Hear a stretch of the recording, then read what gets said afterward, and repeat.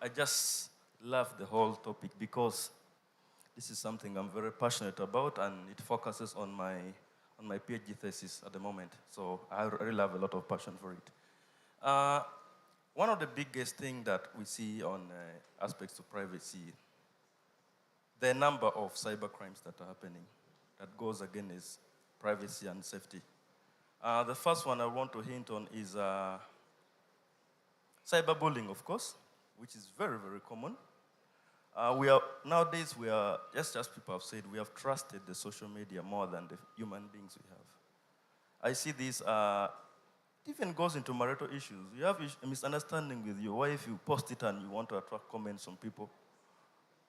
And that's why people will give you the hell out of them, because that's when you receive all the unkind comments you'll ever get in the world.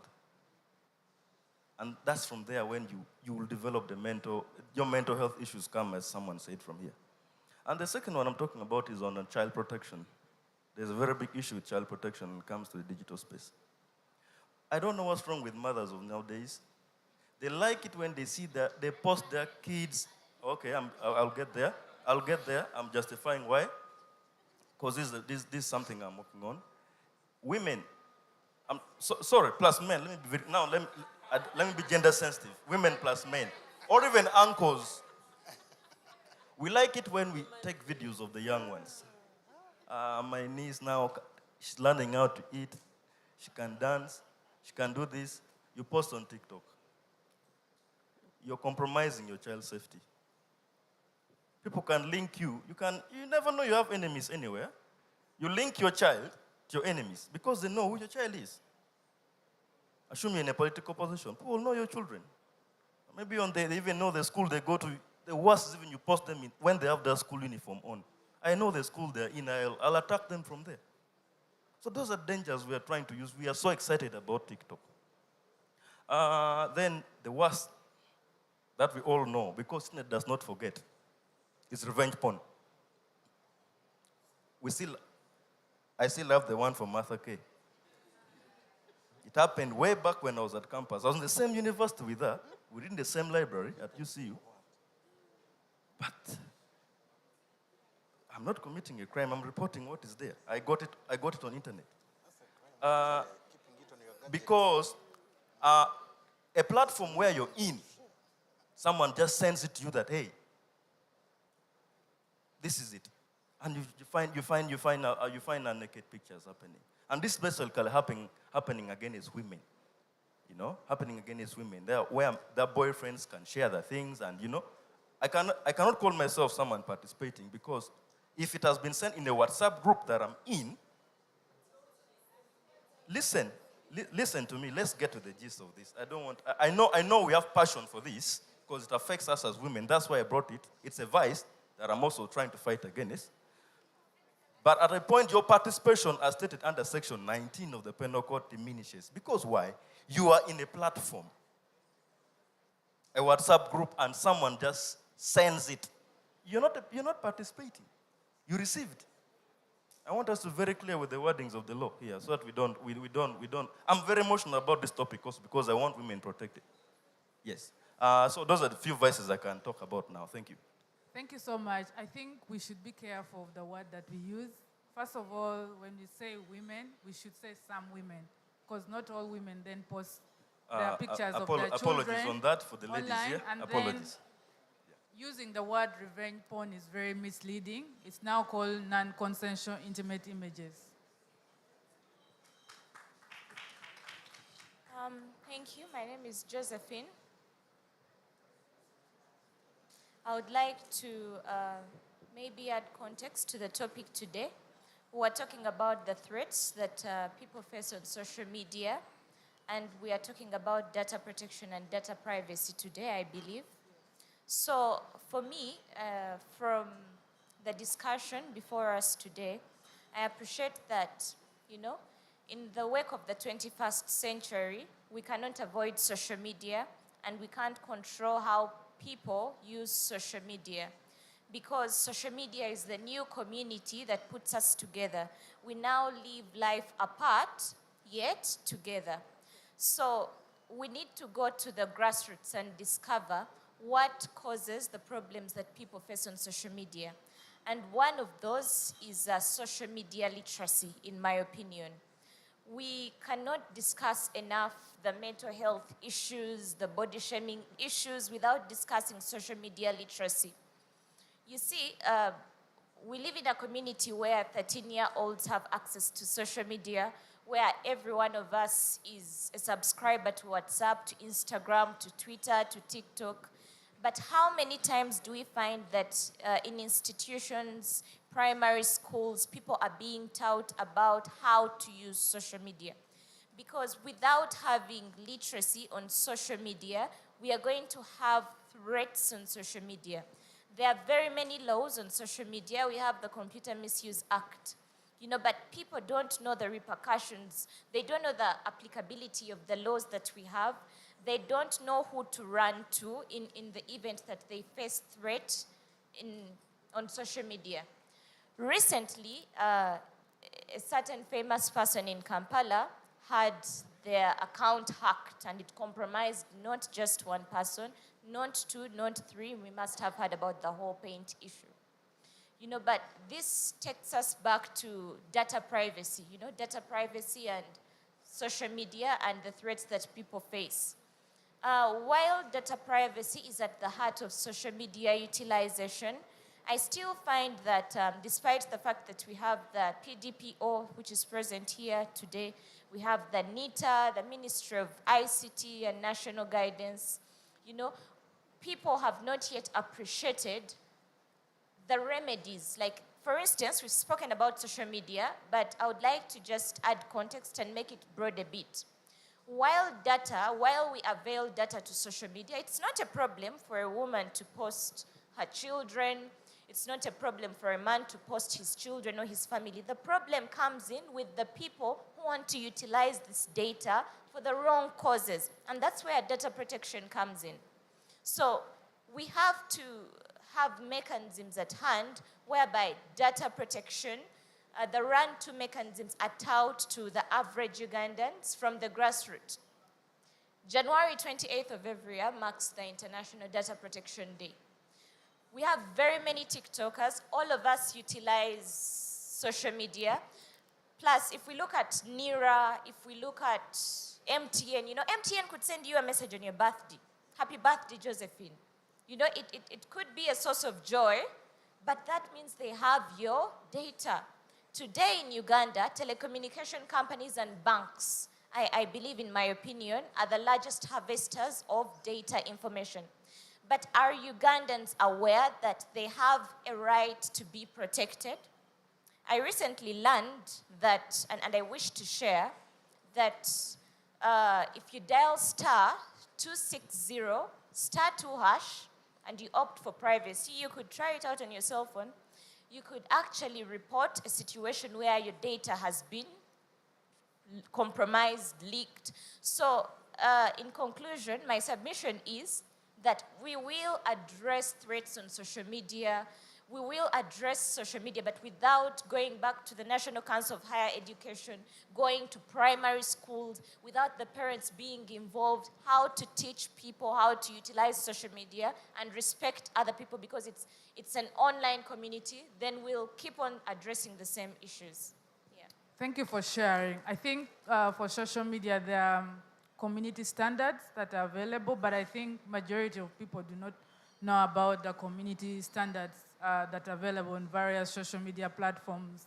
But also very importantly is that for the case of Uganda, we lack a local presence of the tech companies, which is very critical. But I will leave it to Stella to first comment, then I'll get back to you on that.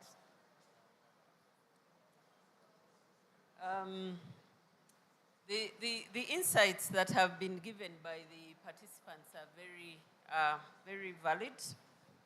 My response is that when you talk about issues to do with data protection, there are different players. As I indicated earlier, it starts with you. What you share, what you provide, how you educate yourself. Most people who use social media are educated.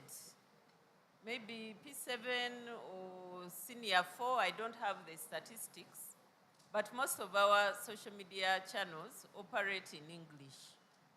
And for some reason, they are able to transact. I agree, we need to do a lot of awareness. We need to do a lot of education programs to be able to tell people this is how you transact online. This is how you behave on social media. I think one of the biggest problems that we have is that because technology has put all these things in our hands, sometimes we forget. Where I would have a conversation with Gerald, and it only goes within Gerald's circle. If I put it on social media, even people in America, wherever around the globe will get to know. Many of us forget that. I always tell people, as Ugandans, we've always had that concept of Ubuntu. I normally ask people, when you want to forward, think about it. If this information was about me, would I forward it? If this comment was about me, would I still give the same comment? Sometimes I feel most of these nasty comments and the cyberbullying and the harassment and the issues that we see are because people think they don't know me. They will not be able to identify me. I don't know, let's say, Sandra, so it doesn't matter. So it comes to us as human beings. What would you do? What is right? We are all raised in good families. What is right? What is the right thing to do? Now, beyond the human being, beyond the individual, then there's the state. The state puts in place laws, and it puts in place a law like the Data Protection and Privacy Act. They should do what is good for all of us, because the laws provide the minimum. But if you're running a company, what would you want your children to see? If they had to tell a story about your company, what story do you want to be told? So the responsibility is multifaceted, and all of us have a contribution to make. All of us here have families. If you learn something here, disseminate it. On the part of the Personal Data Protection Office, we've, in our limited time, in the young life that we have as an organization, what we've done, we are also using social media channels, by the way, because it's the new world. So you'll find we have a website, pdpo.go.ug. You'll find us on Twitter. You'll find us on LinkedIn. You'll find us on YouTube. Now, she did talk about, I think she's either a lawyer or someone very interested in privacy. Celebrate Data Privacy Day. For Uganda, we did it last year when the office had just started. And this year we celebrated for an entire month. So we had activities for an entire month. Beyond what we are doing, we asked organizations that collect a lot of data, like banks, like research institutions, to join us to create that much needed awareness. Every month, we hold webinars where we talk about these issues. If you're an entrepreneur, if you're a tech company, what does the law require you to do?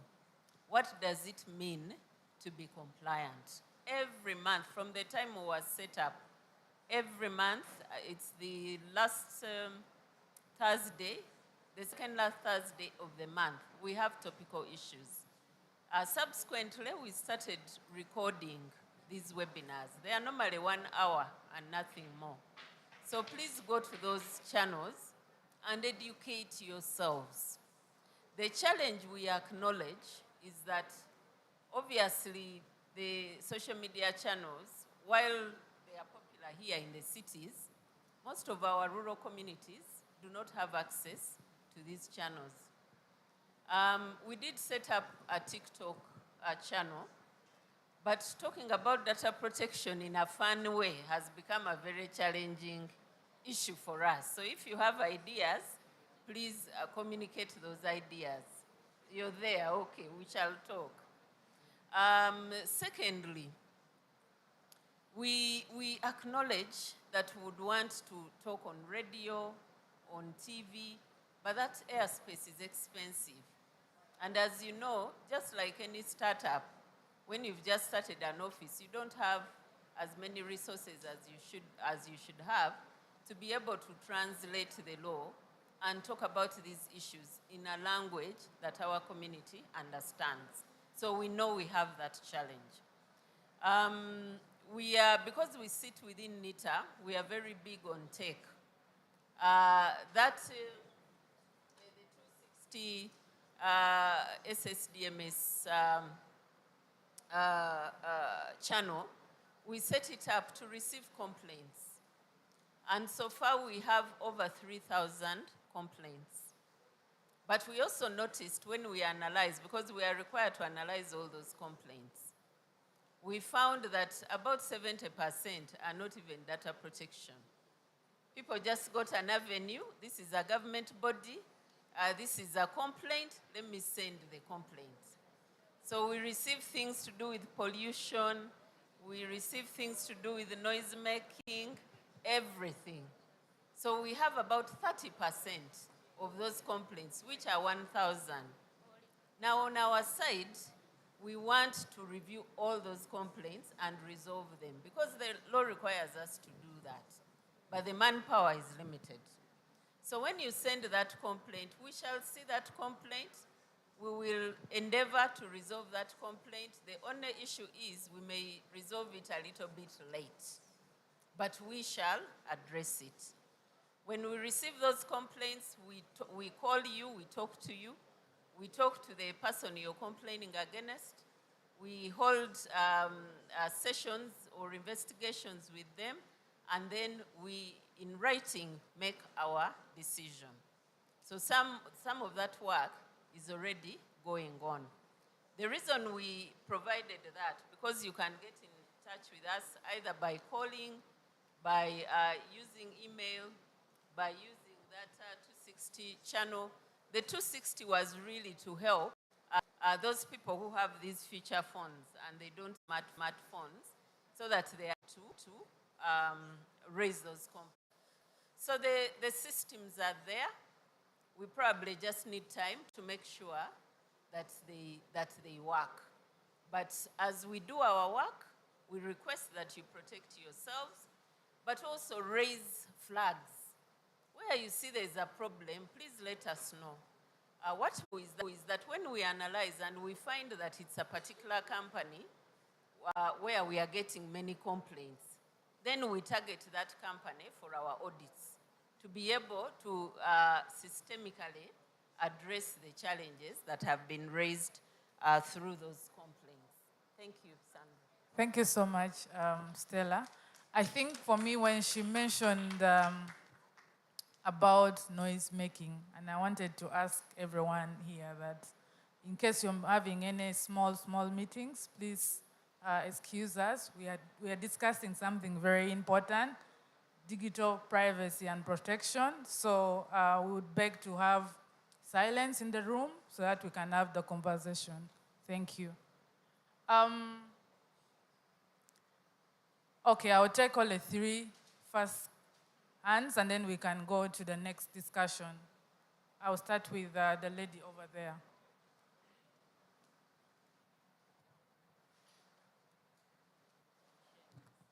Thank you so much, Stella. I'm just adding contrast to what she has said.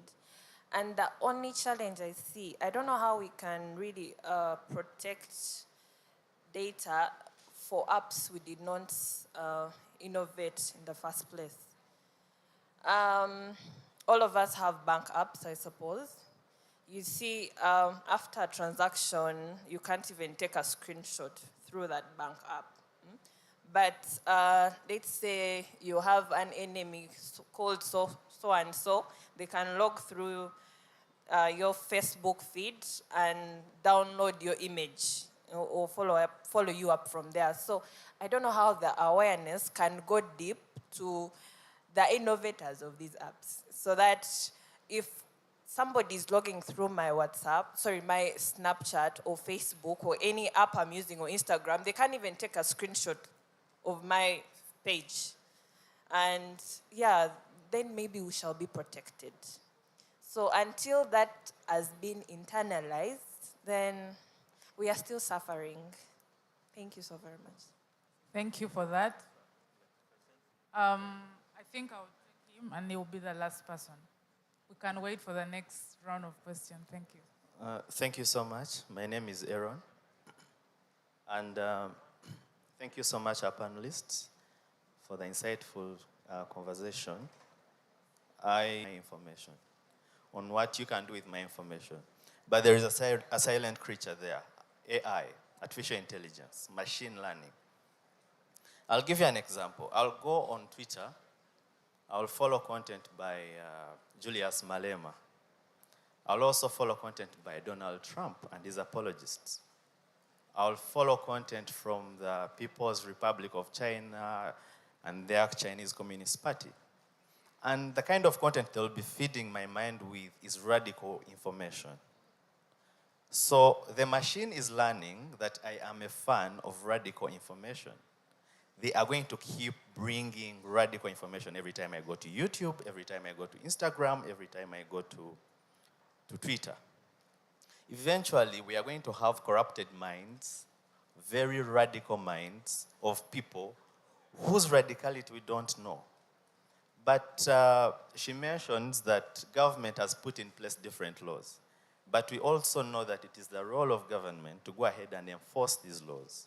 As people, I might not have the capacity to lobby for Facebook to respect my privacy, or Twitter to respect my privacy. But government is autonomy. It's autonomous. It can push. It's a negotiating body for us. It can push these countries, or they can even hold themselves as a bloc. The East African community can say, if Facebook is not respecting the data privacy, the privacy of our people on social media, the privacy of, all that stuff, if they are not respecting that, then these are the rules. This is our course of action. So at the end of the day, the biggest threat we note is not what she can do with my smartphone, or what he can do with my smartphone. It's about AI, a machine that is learning what I can do and is capable of influencing what decisions I might take further. So for me, I think it's only government that can do something to save us when it comes to AI. But I also think that as human beings, we should be skeptical about what information we provide, because as you're providing it, the machine is really learning. And very soon it will be learning way faster than it has ever learned. So it's high time we take our privacy seriously. Thank you. Thank you for sharing. You'll be the final person. Thank you so much.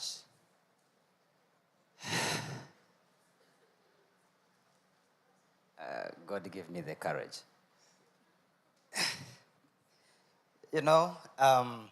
Once again, my name is Agaba Nelson. And I'm privileged that we have been discussing about all this.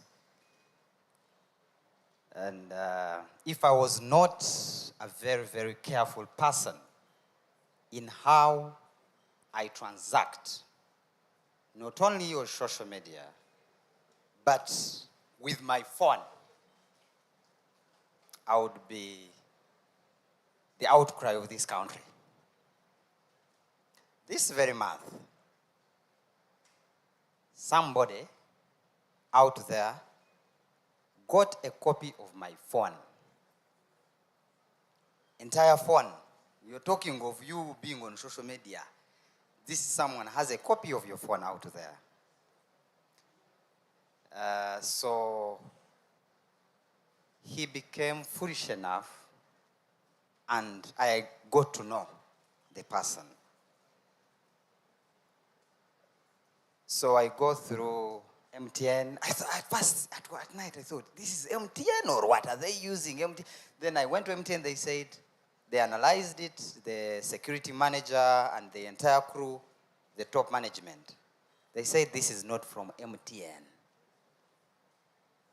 They did the examination. They said, and shockingly, MTN suspected 2 sources, and one of the sources was true. Said, for us, we do not have that capacity of even giving you print of messages, bank accounts, everything. I mean, transactions, even a message from MTN, the way you have your phone, including WhatsApp, everything there. So I asked, what do I have to do? My mind kept on, thinking. And this was security now.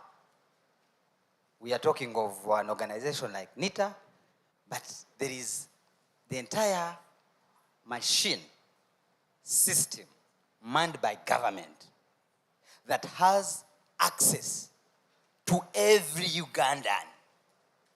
We all know that that was procured in 2017. And that's a machine they use to get to me. So for me, it gets back to how do we share? Imagine probably I had so much of nudity, or probably I was a schemer in some deals. I would now be exposed to this country. But luckily enough, that was not. The beauty was that, I am anti, but at least I thank the security apparatus, because the person who did it out of procedure, without protocol. This was a staff. Now it is coming to you, to the organization that says we are protecting your data. But one of your staff, without procedure, goes against the code and ethics of the organization. Agaba Nelson, I am known to Ivan. Ivan says, I need this data for this very person. Please share through the window. And that's how my phone got copied somewhere. But luckily enough, because of that procedure impropriety that happened, the young man and the fella they coordinated is behind bars. It is a case ongoing. I don't know whether that is sub judice or not. But what I felt I should share my personal story to all of us. You may think you're safe, my friend, we are no longer safe as Ugandans. We are no longer safe as Ugandans. My proposal, again, about intervention, because social media and threat about social media, it is a global concern. How? Because Uganda alone can't fight it. East Africa alone can't fight it. The way we had the issue, because there is the global threat of globalization. I mentioned about it here. Where now even countries came together, the OECD, the subscribe on the OECD, and they saw that threat of base erosion and profit shifting. We all knew that. We thought, for example, that Crane Bank was a company here in Uganda. Not knowing Crane Bank, for example, because it is a case that was handled, it was a bank owned by a Kenyan who lives in UK, but Crane Bank owned by a company which is in Mauritius, White Sapphire, which owned Crane Bank in Uganda. And they were shifting money from Uganda, Mauritius, from Mauritius to UK, then it comes back to Kenya. That's how multinationals are able to take money, source money from countries, and they even cheat paying tax. It being a threat, the OECD countries have come a global voice under the G20 since 2014, and they have pushed the BEPS solution, the 15 action point program. And it is working. We have had issues of interest deductions. You saw that case of Rwenzori. How much, if you have a holding company in Mauritius, how much profit? So you find that companies trade within themselves and money keeps there. And we have it in our laws because it is a BEPS project, international. So I think right now we need a voice through organizations and government to ensure that our voice is heard, because it is a global threat. We don't know what we can contribute so that our matter captures the attention of everybody out there, so that there is a global standard on how those multinationals operate with persons' data. Thank you very much. Thank you for sharing your story and also giving some of the recommendation that we should take forward. I think we can clearly see that there is nothing like 100% security. So we must be conscious of our privacy online. So we'll go to the next round of discussion. I just want to check in the room. Does anyone know any frameworks that talks about data privacy? In the room? Legal frameworks on data privacy. Do you know any legal framework on data privacy for Uganda?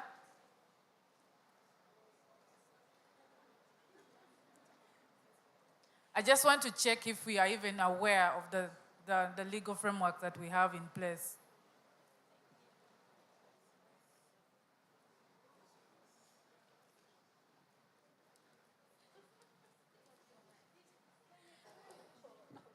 They're very diverse. The issue is that ignorance of the law is really very big in the country. It's bad, but of course, it's not a defense anyway. So you can still be arrested if you don't know the law. The main one we have, of course, the enabling law is the Constitution that provides for protections of all persons. Privacy, general protection of privacy has been provided in the Constitution, which can be progressively interpreted to include things that were not stated, because the Constitution was in 1995 and a lot of things have changed. So progressive interpretation comes there. Then we have the Data Protection Act that is there, which also provides for how people's data should be protected and also provides offenses and the penalties for people who violate data.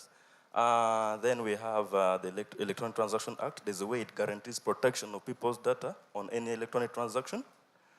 That is done at the national level. Uganda also made attempts to ratify some international instruments, what I can call human rights instruments that protect people's data. At the African regional level, we have the Banjul Charter, that's the African Charter on Human and People's Rights. Then we have the Maputo Protocol that is basically designed for the protection of women's rights. There's a way it guarantees protection of women's privacy, which can also be progressively and accommodatively interpreted for that. Thank you. They are diverse, there are very many. Thank you. Yep. You can just give it to the next. Not on the same though. Okay. This is a question to Madame Stella. There are companies that do loans. They are digital companies. They give you like a 50K, and their terms you must accept to them accessing your camera photos, and I think that the entire data of your privacy is. How are you trying to manage them? Because the youth are really taking up these loans, the quick ones. So maybe it's another challenge. Thank you. I think Stella will respond to that, because that's then what we're going to discuss. Anyone else who would like to say the current framework? Please don't repeat the one that has been mentioned. I'm now talking on behalf of the tech companies you're pointing at. As a person in tech, we had a project to use actual data. So yes, there are laws, but I think they are mostly for the government entities.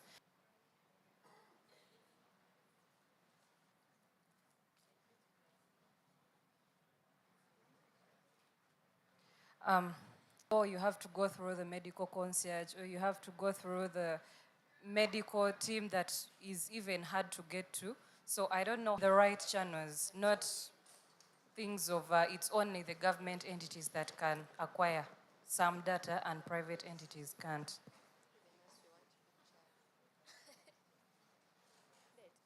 Thank you. Good evening, everyone. First of all, I wanted to out this earlier, but I wasn't given the chance. She talked about body shaming at first.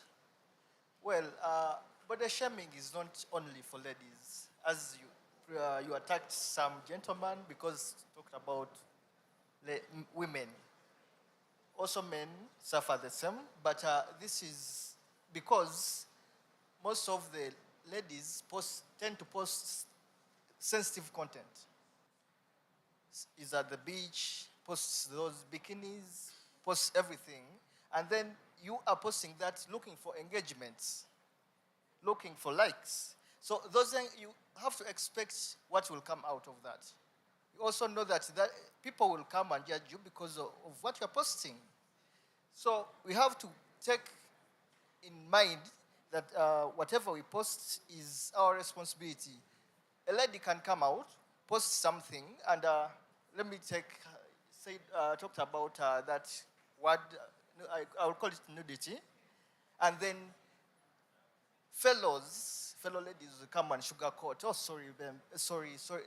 It isn't that. You have to take responsibility of what you are doing so that after taking that responsibility, you won't do it again. You will have to keep yourself safe and safe from the other online abusers. Thank you. I think we need to be very conscious of the word we use, not ladies, some. And then when we talk about the aspect of nudity, first of all, the word is very misleading. Yes, we need to be conscious of the word that we use when we refer to the aspect of nudity and all that.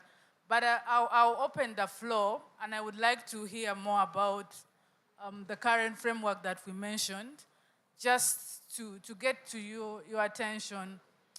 Some of the frameworks that we mentioned, do you think then this framework protect social media users?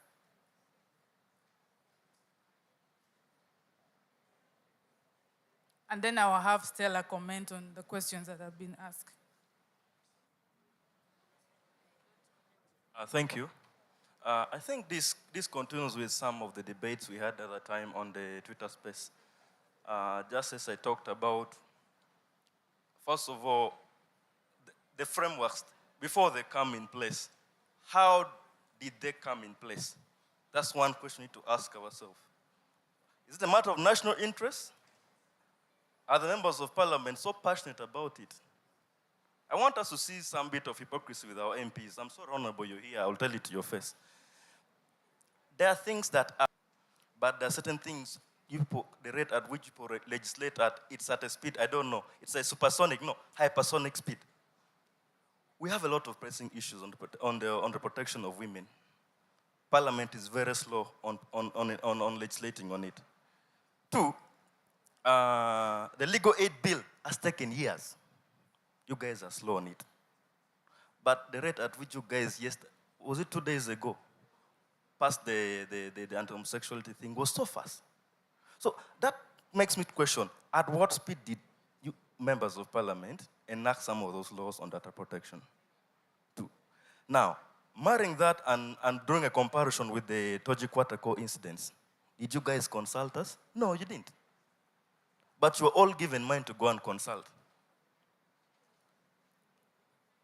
That means you got the view of the people. There was participation in the legal process. But about these laws, there was no participation of the people. You just sat there and you did. But putting all that behind our back, the intention of the law theoretically is meant to protect. It's okay. The Attorney General has really offered wise counsel on them and the laws are okay. But the question that comes is on implementation of those laws. Just like Uganda is good at signing a lot of international instruments, but here implementing it is a problem. Now, I would like to talk about how I see the gaps in the implementation of some of those laws. Sorry, I'll always keep using the word nudity because that's a new technical that you came about with and it's still going to marinate in us slowly. The society is quick at judging women when some of those things happen. Yet you should go and start dealing with the culprit. You're attacking the what? The victim. How can a note leak? But she did not do it. The question that we should be asking is that, one, the law is there. Two, what legal process should we take on the culprit? Instead, we start victimizing actually, we make the victim a culprit. That's how weak Uganda has been with the implementation of these laws on data protection, more so when it gets into with women. So, as I always say, the application of the law is sometimes not right. That's what affects the effectiveness of the law. Thank you.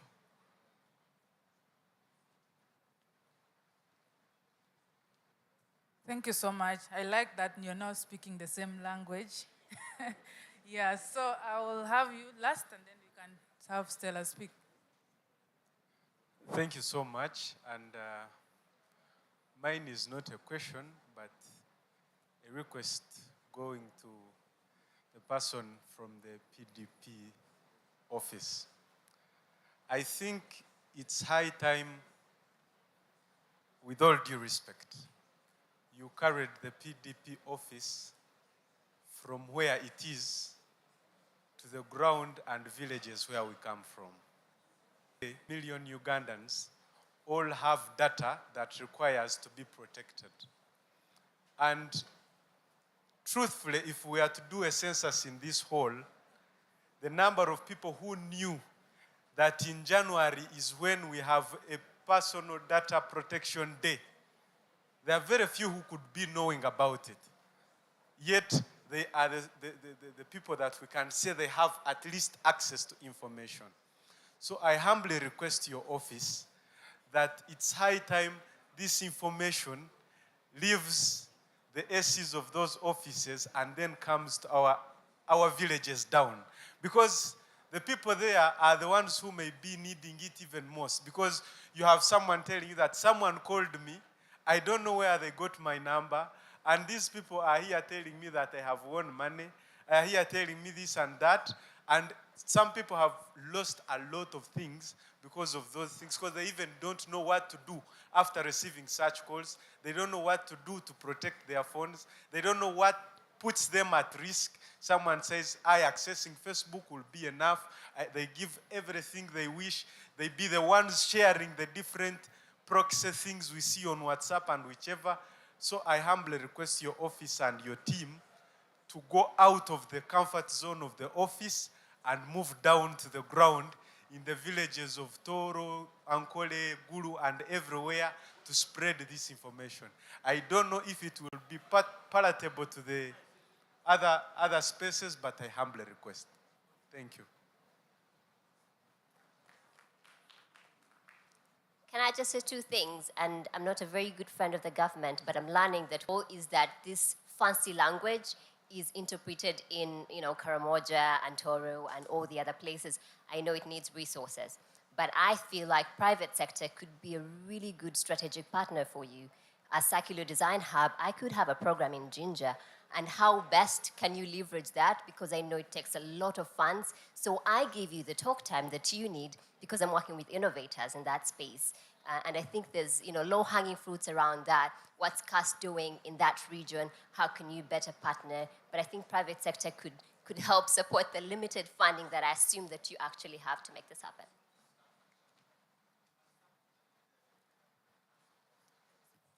Thank you.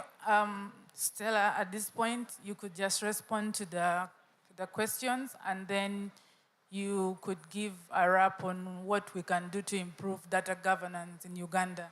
The same with Gerard. Thank you. Okay, thank you very much. I'll respond first to the specific questions that were given. One was on digital lenders. Digital lenders have been brought to our attention. We just have a few complaints that have come in, but I know, for instance, Kenya has more complaints and they're already dealing with it. The understanding we have is that when people subscribe to these digital lending apps, they subscribe to policies that enable this intrusion.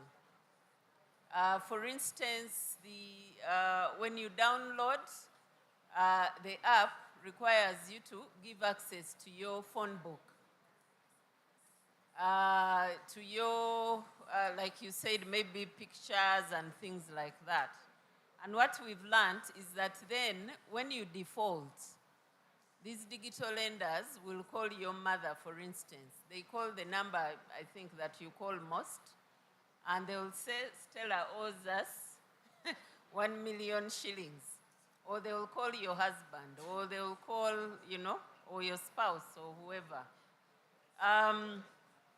Of course, for us, when we investigate these issues, I'm not able to say with certainty what we are going to do because we are still in the process. The first thing we look at is what was their privacy policy, for instance. What were the terms and conditions? Did you accept those terms and conditions? Because in many cases, we do accept these terms and conditions. But lately, I've been thinking, is that enough? Especially when you talk about ethical use of data. Is that enough? Yes, you got my consent, you published the privacy policy, but is it the right thing to do? And those are issues, after we've raised enough evidence, that we may have to take to a court to determine. Because for us as regulators, we can only assess based on what the law requires us to do. But personally, I don't think it's right. Yes, I may have consented, but I don't think it's the ethical thing to do for you to then now call my parent or my spouse. So that is a work in progress, and eventually we'll be able to respond. Tech companies having a challenge getting data, that is a reality. And sometimes that is why, as PDPO, we come to some of these spaces. Because we have the civil society spectrum, which will say you must have my consent, you can't use my data, you can't, and all that. But then we also have another spectrum that requires businesses to thrive, that requires innovation, that requires tech companies, for instance, to be able to access data to innovate. During the Privacy Month in January, we had a webinar where we talked about responsible data sharing. The reason why you're not able to get that data is because these organizations are afraid that they will infringe the law, or that the data subjects will object to their sharing of their data. So in that webinar, we talk a lot about how can you share data, but in a safer way. For instance, yes, you may need live data, but you may not need my names and whatever. Maybe what you need is my location, my age, my sex, you know whether I'm female or male, and you'll be able to still test your data. So there are certain things that you have to consider. Unfortunately, because of the misuse that happens, you must go through that protocol, however difficult it is for the tech companies. But government of Uganda is doing something. If you engage, let's say, UN Global Pulse, they are doing a lot of testing on responsible sharing of data. They have a platform that they've developed that will make it easy. And they are putting in place some of those measures that we talk about. Things like anonymization, things like segregation of data. Sometimes tech companies also receive too much information. You need to analyze, because I know for them what they want is a pool of data, and they want to use it whichever way. But it's important that we protect the individuals that need that data. Please talk to us. We can give you some guidance on what you need to do. I know earlier they talked about open data. So even government itself is opening up data sets to enable innovators thrive, but within the limitations provided by the law. There was a question on the role of government. I agree government has a big role to play to protect individuals. And of course, they've done the first steps. For instance, the Data Protection and Privacy Act was informed from the cyber law harmonization framework that was agreed by the EAC partner states way back in 2010. From that harmonization framework, we were able to get the Electronic Transactions Act, the Computer Misuse Act, the Electronic Signatures Act, the Data Protection and Privacy Act. So those forums are already open, and we know that we are going to progress some of these issues. At the AU level, we have the AU Data Policy Framework, which was approved in 2022, and the AU is also working towards the same issues. As data protection authorities across Africa, we are also discussing how to deal with the big techs as a bloc. Because we know that if Uganda goes against Facebook, we may not, or Meta, we may not succeed. But if we go as the African bloc, then we'll be able to get some traction. The gentleman going to the grassroots, I think I mentioned it earlier, that it is our intention to go to the grassroots. It is our intention to translate the laws. It is our intention to even talk about these issues in a language that people understand. So I agree with you. We are not seated comfortably in our offices. We are utilizing the lemon that we have to make as much lemonade as we can. We are very, very big on social media, by the way. So, but still, even with that, and with the team that is here, you'll still find people don't know about us. So a journey of 1,000 miles starts with a single step. We've started that step, and we'll get there. We encourage you to come to us. If you speak Runyankore very well, and you can join us to speak about these issues, we are very open. If you invite us, we are always, actually, we are one of those government bodies where you send an email and you get a response, and we show up in these spaces so that we broaden the knowledge on these topics. Thank you. Thank Sorry, you so Sandra. much. Gerard, in just less than 1 minute, could you just share? Okay, in less than 1 minute, probably that at least many Ugandans, including yourselves, become more aware. Awareness is the key thing in your life. You have to be aware of what you are doing. You have to know big tech companies, the government itself, small tech companies want your attention, want you to harvest your data, what you are doing, where you are doing it, and therefore you strive to protect yourself. But we also want to see, like she said, more open data. There is not every data really is private, to be able to inform decisions of people and to make technology useful. But most important, I think someone did talk about the importance of literacy, of digital media literacy. We've been talking to, in many fora, government promising they are going to, mainstream digital literacy in, e-learning, and these are some of the issues. How do we introduce technology to kids when, what mechanisms are there to promote, protect them? So if people are not aware of the dangers and benefits and what is actually helpful for them and what is not, it's going to continuously be hard to get that digital dividend for utilizing these digital technologies. So we are hoping that more effort can be invested in training people on what it means to engage on a platform, what it means to install that app, not like the usual bank thing of signing the terms and conditions. You really need to know what they're harvesting from you. Many of them have these conditionalities of where you can go in and switch your rights, but many of us don't mind. Even locally, there are mechanisms, we give the government a lot of data when they NIRA captured our data. What do they use it for? I think part of the best practices we expect are these kind of public commitments of how your data is used.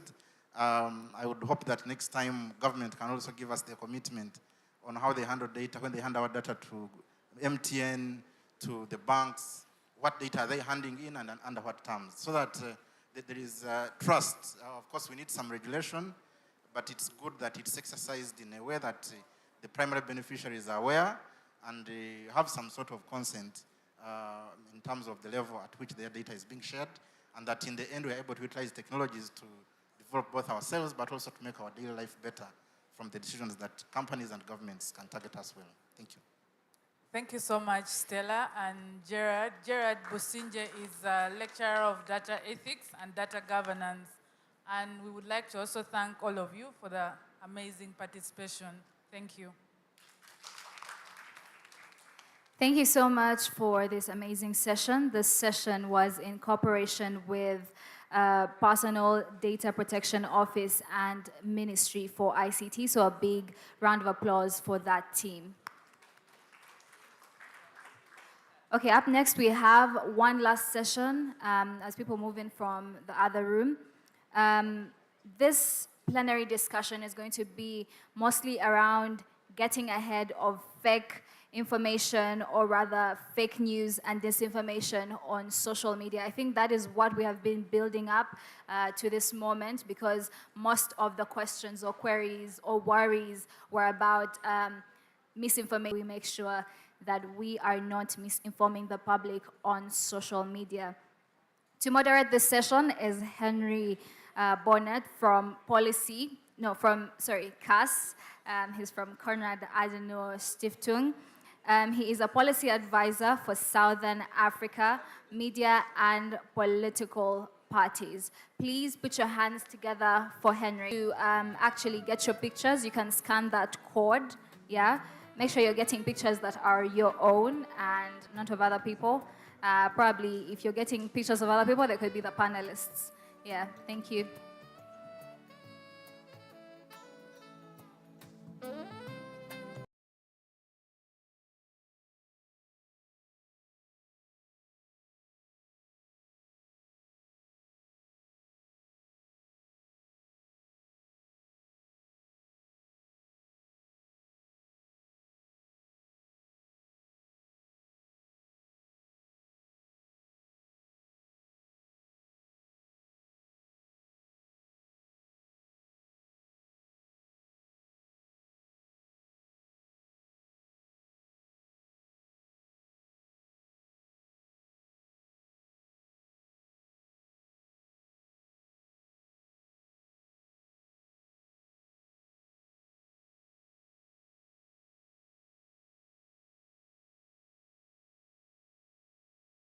For the last session, it's going to be the best, at least. And I have with me today Vincent Goethe. Please take your chair. I have with me Grace Linda Nabatanzi. Is she here? Looking forward to get to know her. And I have I still feel quite lonely on stage. Hi, Vincent. Please take your seat. Okay. Me and Vincent trying to entertain you, okay? So, understand, from the country Georgia in Europe, not the United States state. And also Mykola from Ukraine, where a war is raging. He's also online, and we will see him in a second. Or we will actually not see him in a second, because he's in war. We can only call him by his first name. But he can listen and talk to us and involve the discussion. So we have people from Kenya, from Uganda, from Germany, from Ukraine, from Georgia here. And it seems like we all have the same problem with disinformation and fake news. And I think what ties it all together, I was thinking a little bit of a picture, what I could tell you in order to pay attention and understand what's going on.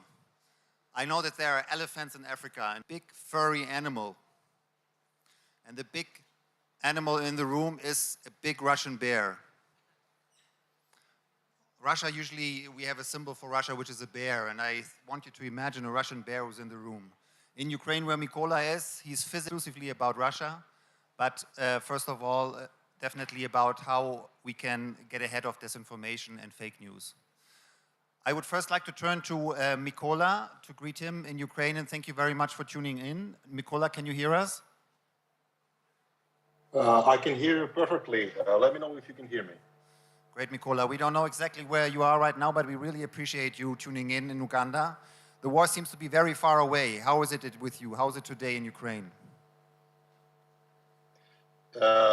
Well, each day of this war is pretty much the same. So we have new shellings, new attacks. It's been taking toll for so long, and today another day with casualties among civilians. Some senior woman died because of the shelling in the city of Kherson in the south. So it's pretty sad, optimistic, because optimism. Right. So I wanted to ask you about this. Be here. Because the war is going on for already over a year, and we in Europe especially, but I also think in Africa, we're quite amazed how you can keep in check the Russian bear, so to say, keep in check the Russian army who's attacking you every day. How do you stay positive? How do you stay strong enough to resist?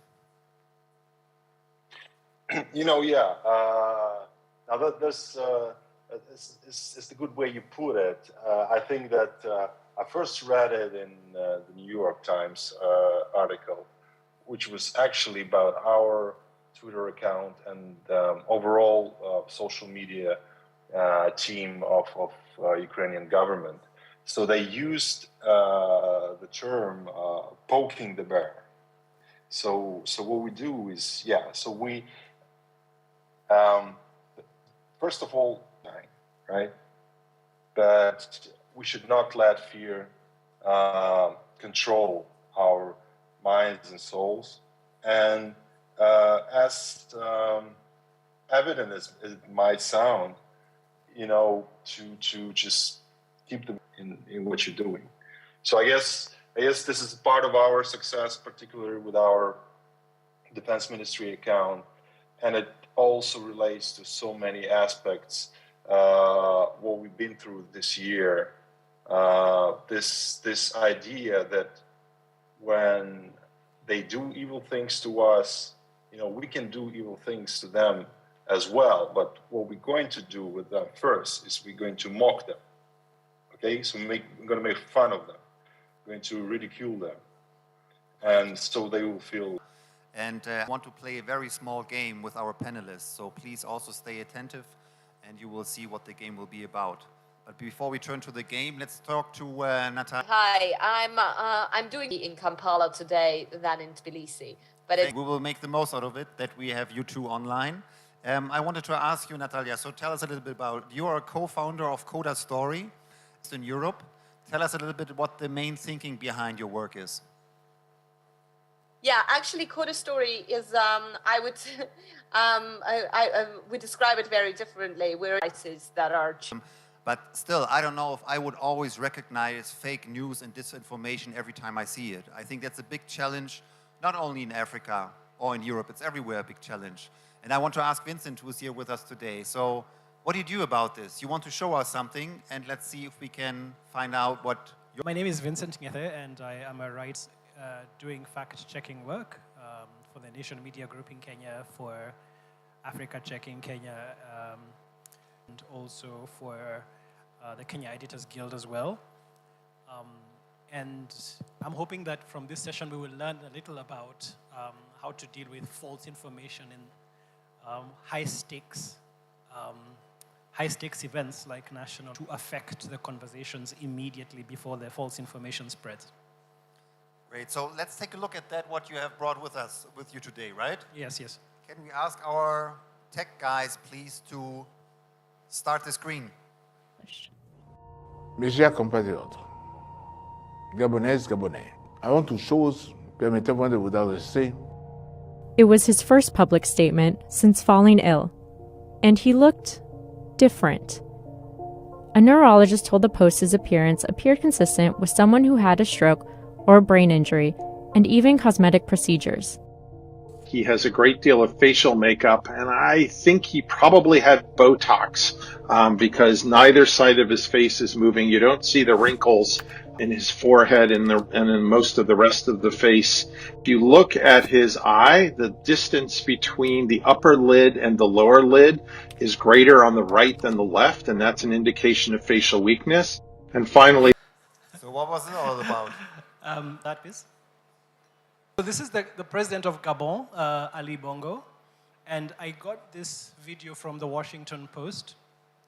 And the reason why this video is important is because it is credited with almost having caused a coup.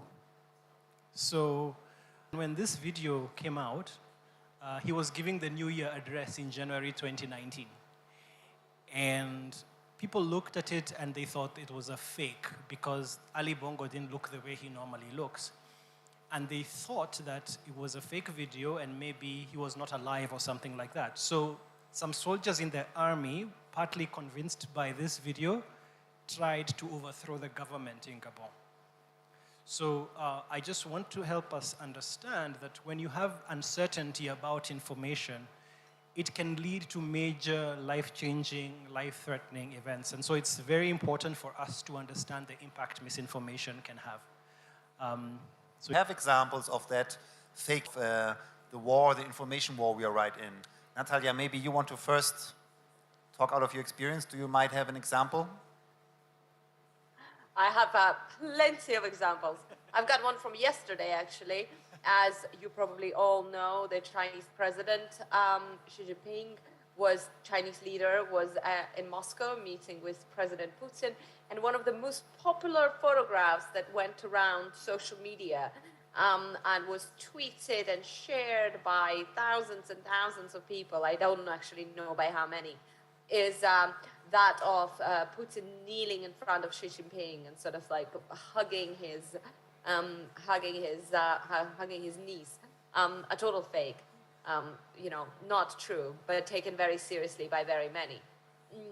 But I think more poignant example, I mean, the war in Ukraine just provides, and, Georgia as well. I mean, 20% of Georgia is occupied by Russia.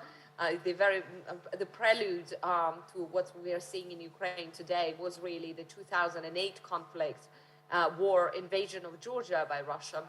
But, endless examples. And when I was covering the war in Ukraine in 2014, and of course it's really important to remember that this latest invasion is just that. It's the latest invasion. The war began much, much earlier.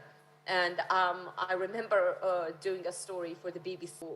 All of the Russian news reports did a story about this girl who was killed by Ukrainians in the city of Donetsk.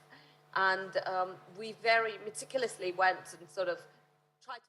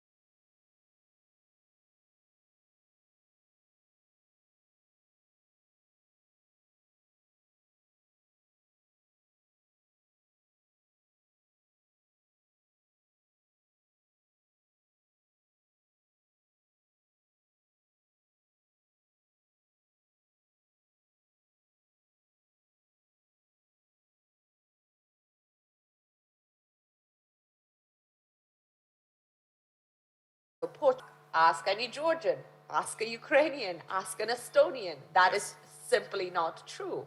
That is not how maybe currents of this region, even though they our conquerors, our colonial power, they didn't come from the overseas. They came from across the border of an ability to determine our own future, which is Thank you, Natalia. obviously the definition of colonialism. And that is now something that, you know, Russia works very hard and very effectively in many places around the world to rewrite.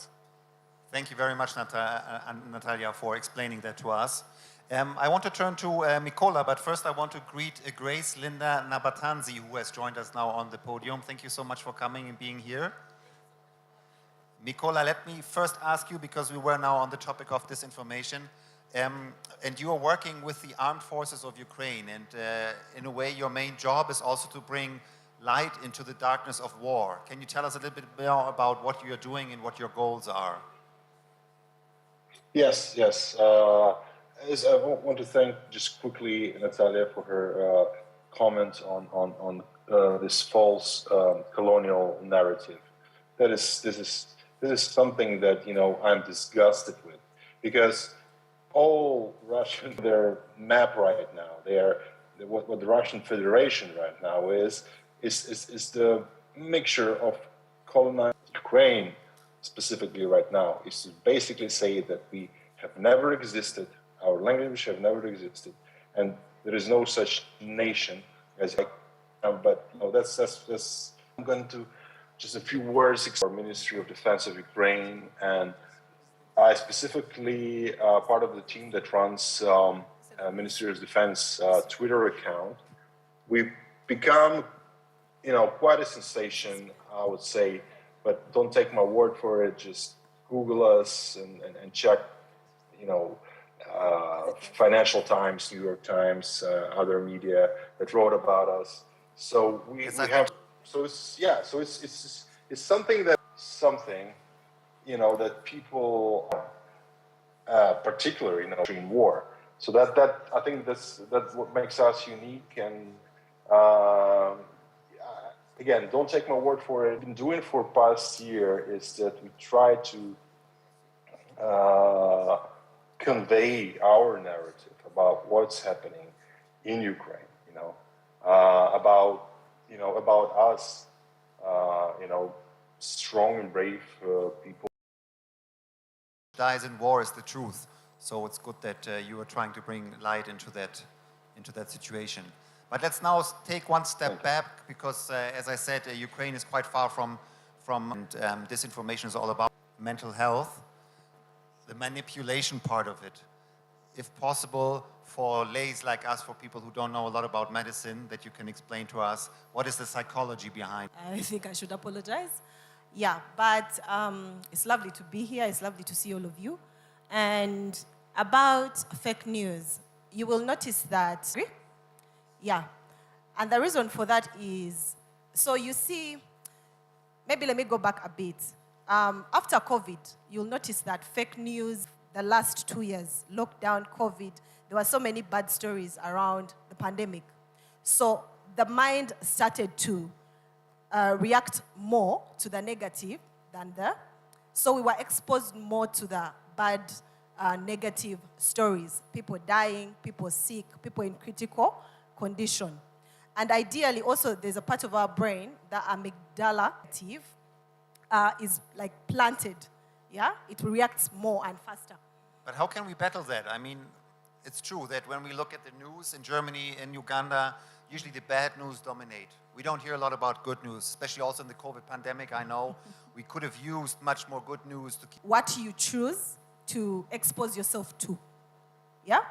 Because I remember there's a point where us as mental health specialists were telling people, choose the news to believe, choose the TV and you know what you're Googling. Before you share it, check your facts, check your source. Videos than the news. Starts to react more and respond better to than the negative. You will be happier and you will be able to notice another person who is happier when you expose yourself to the happy moments. Yeah? Thank you. Yeah, just a quick comment. Can you hear me? Just a quick comment from the experience I've had with verifying fake news and false information. A lot of it is deliberately chosen to trigger your emotions. So whoever is choosing it is going to choose something that is going to shock you, or they're going to make you happy, or they're going to make you satisfied. And what I mean by satisfied is that something that agrees with you, something that will make you feel contented. In recent days in Kenya, we've seen a lot of false information, especially shared on TikTok, around the demonstrations that have been happening in Kenya and all the riots that have been going on. And the misinformation that is causing a lot of impact is invariably misinformation of people being beaten by policemen or people fighting. And to say that this video shows your people being beaten, and they are being beaten here in this part of town. It's like Kampala. They just get on their motorbikes and just reach there immediately. Everyone gets there, and before you know it, people are fighting. It's something that can happen.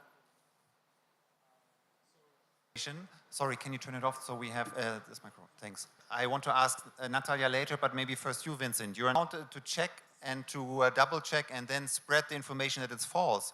It's very hard. Are we always one step behind? So you are always playing a sense of catch-up in the short term. But in the medium term and the long term, there are certain things we can do so that there are certain things we can do to lessen the impact and also to prepare ourselves. False, because I have checked it. When it's still spreading, Baidu, if you're in China, you can verify. So it is within the power of everybody to have impact in that situation. Thank you. Natalia, what's your advice? We just heard, please talk again. Okay, this advice is right. Personal hygiene is very important. And these are simple things, right? Just think before you tweet, like think before you share, and so on. But unfortunately, the problem with misinformation and disinformation, they're slightly different things, is, but the result of them is the same. They basically cheapen the truth, and they deprive all of our societies of that, like, ultimate sort of agreement, ability to agree on something, and they make a conversation. And the problem with that